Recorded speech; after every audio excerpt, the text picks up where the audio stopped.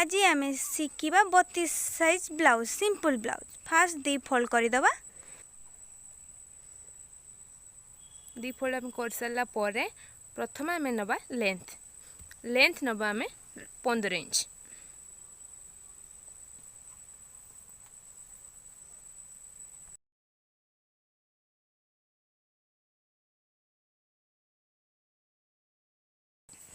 तापर नवा कांध कांध नवा 6.5 इंच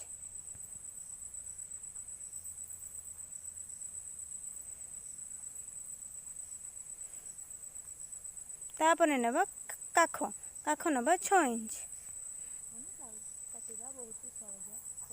6 इंच नाला नवा छाती छाती नवा 32 अच्छी 32 रु 4 भाग कले 1 भाग नवा माने 8 इंच पर नवा 2 इंच नवा कमर तापर नवा कमर कमर अच्छी 26 को 4 भाग कले 6.5 6.5 पर 1 इंच एक्स्ट्रा नवा कहीं प्लीट पकेबा तापर नवा 2 इंच एक्स्ट्रा नहीं 2 इंच नहीं सारा पर 11 को 11 को जोग करदेवा तापर पुणी 11 को 11 को जोग करदेवा जोग कर सारा पर नवा काखर सेप नवा तापर 1.5 इंच नहीं सेप करदेवा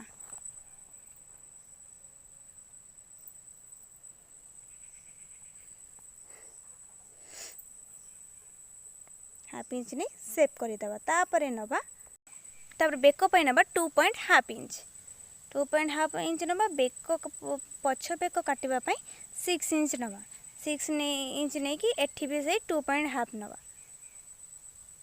हाफ नहीं गार टाणी देवा गार सारा पर 11 को 11 जोड़ीदेवा जोड़ी दे सारा पर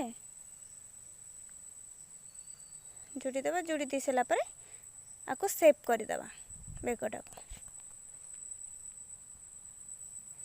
बेकटा सेप हो सारा पर पछ प्लीट पाई गार दबा पछ प्लीट नवा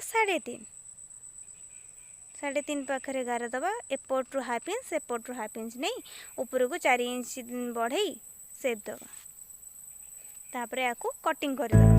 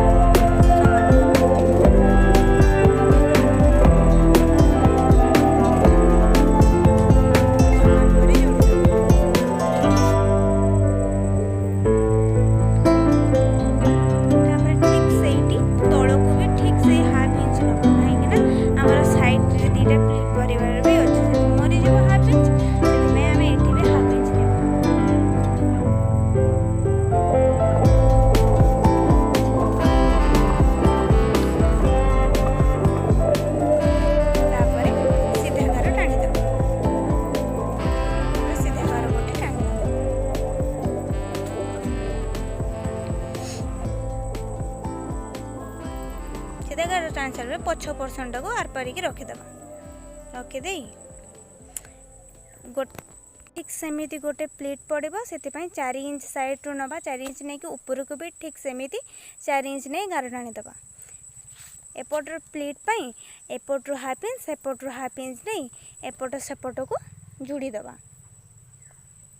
तेरछा करी जोड़ीदबा। तेरछा करी तापर ता साइड को 1.75 नहीं गोटे गार टाणीबा। गार टाणी सारिला परे तापर ता सीधा को गोटे गार टाणी दबा। ठीक ता सीधा को गार टाणी ठीक पुणी ता एपट साइड को आनी 1.75 नवा नहीं नहीं कि पुणी तेरछा गोटे गार टाणी दबा। तेरछा टाणी दबा।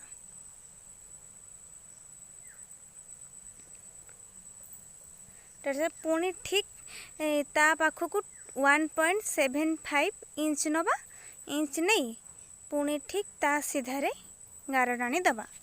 काख पाखरे गार टाणी दबा।